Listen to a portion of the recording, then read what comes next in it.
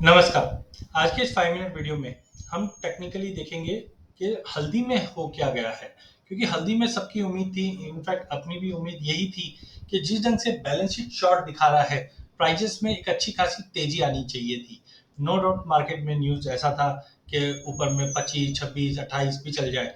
But हमने तब भी कहा था कि देखिए 20-200 का जो ये लेवल है, ये अगर टूटता है तो 22-23 तक का लेवल दिखा सकता है। लेकिन एकाएक हमने देखा कि ये सिनेरियो टोटली चेंज होता हुआ दिखाई दिया। और आज इसलिए इंपॉर्टेंट है क्योंकि पिछला हफ्ता हमने 16,000 के नीचे की क्लोजिंग देखी।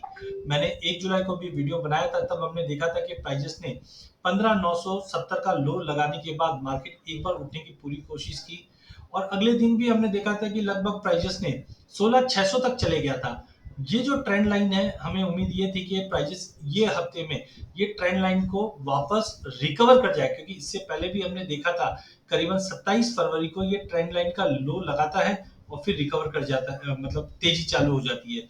इसके बाद हमने देखा था लगभग 2 अप्रैल को लो टच करता है, फिर प्राइजेस ऊपर में 17,600 तक आता है।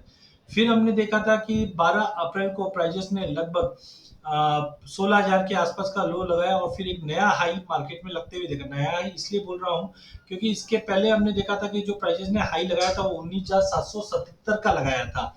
और अब हमने रिकवरी करते हुए देखा था कि 24 अप्रैल को इसने हाई लगा दिया था 20,172।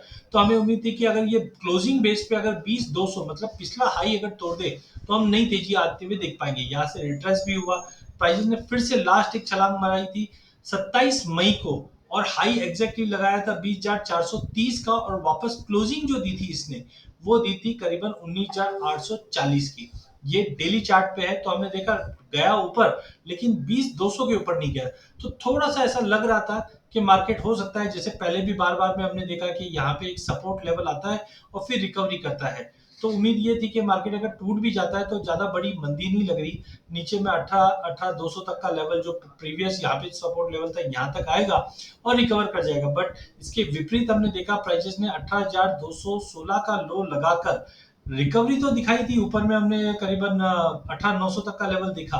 बट अगले ही दिन हमने देखा एक बड़ी गिरावट स्टार्ट हुई, क्योंकि अब मानसून की एक्टिविटी की न्यूज आना चालू हो चुकी थी कि इस बार ऊंचे भाव की वजह से सोइंग अच्छी होगी। और पता भी है क्योंकि देखो इतना ऊंचा भाव था तो सोइंग तो अच्छी होनी है।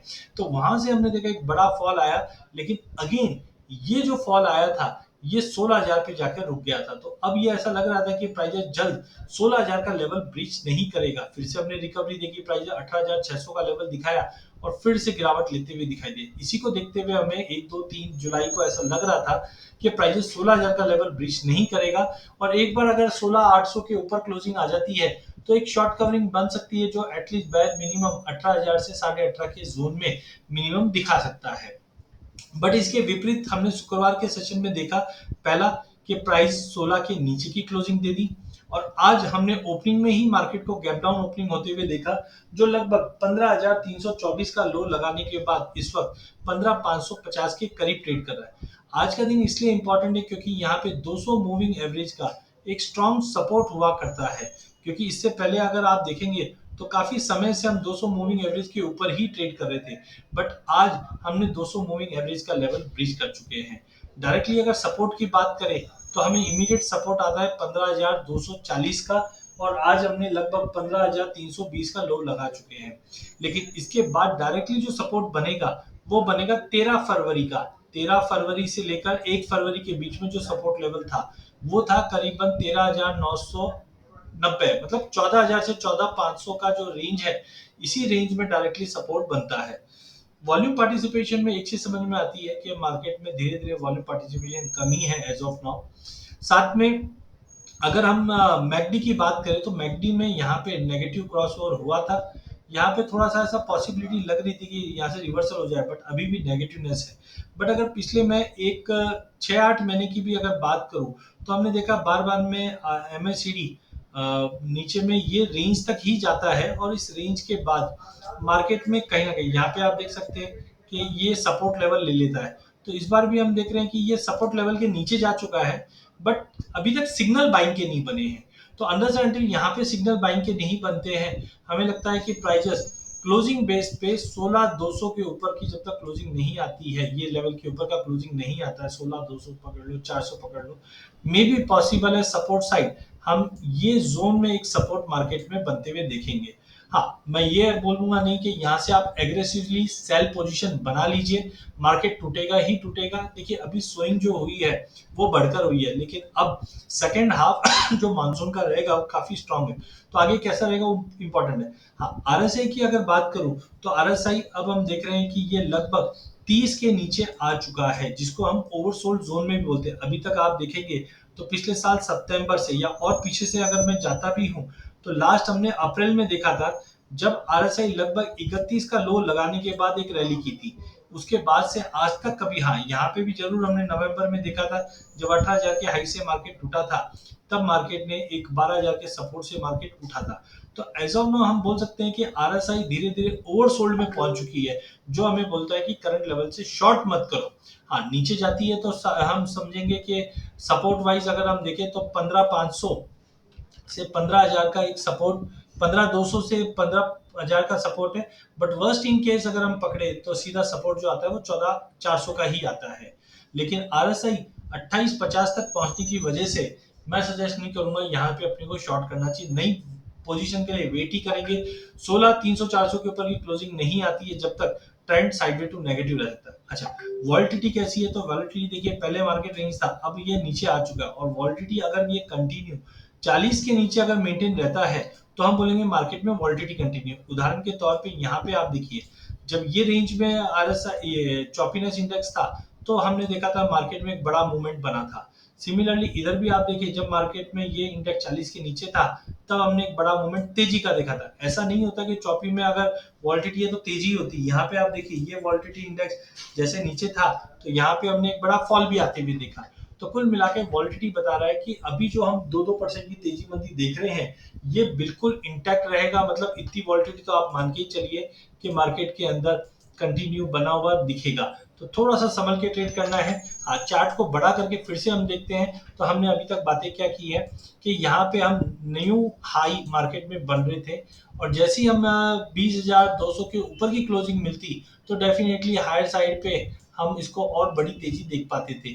जो लगभग अगर हम बात करें सीधा रेजिस्टेंट जो बन रहा है वो 24,800 तक का लेवल बन रहा था, और बैलेंस शीट टाइट थी, जिसके से उम्मीद थी कि ये मोमेंटम कंटिन्यू रहेगा।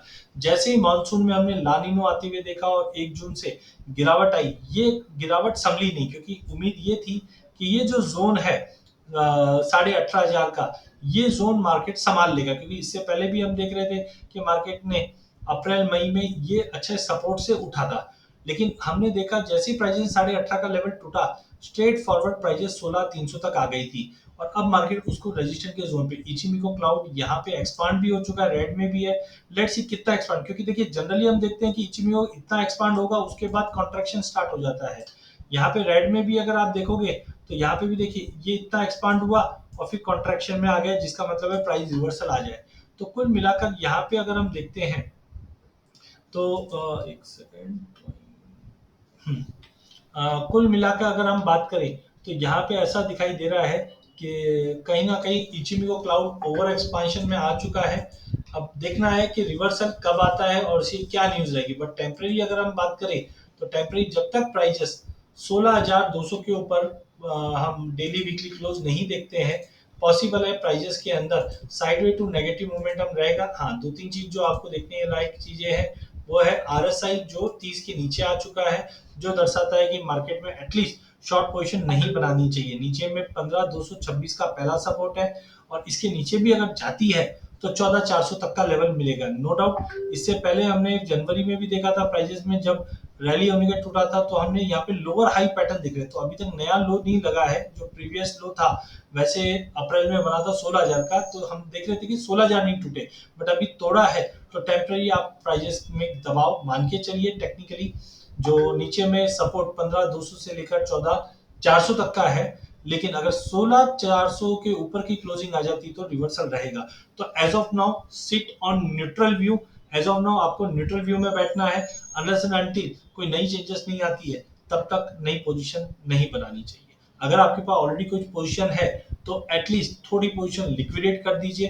16,400 के ऊपर वापस बना लेंगे, लेकिन इनकेस अगर यही पोजीशन अगर 14,400 पे मिलती है तो हम एटलीस्ट एवरेज करने के लिए रहेंगे। बाकी हाँ, बैलेंस शीट अच्छी है, फंडामेंटल में हम जानते हैं कि अगर क्रॉप बढ़कर भी आती है तो फरवरी मार्च में आएगा, तो टाइमिंग अगस्त सितंबर अक्टूबर वैसे फंडामेंटली काफी स्ट्रांग होता है डिमांड के पॉइंट ऑफ व्यू से, और ये भाव में मुझे लगता है एफएमसीजी की बाइंग वापस आ जानी चाहिए। बट कंफर्मेशन आने के बाद ही हम बाय करेंगे, अदरवाइज 16,400 का लेवल ध्यान रखिए। 16,400 के नीचे आप 15,200 से लेकर 15,500 का जो जोन है, ये कहीं ना कहीं एक बार दिखाकर रिवर्सल की चांसेस रह सकती है। एग्रेसिव शॉर्ट नहीं करना चाहिए। चैनल पे जरूर सब्सक्राइब कीजिए ताकि ऐसे और अपडेट आप तक लाते रहे। धन्यवाद।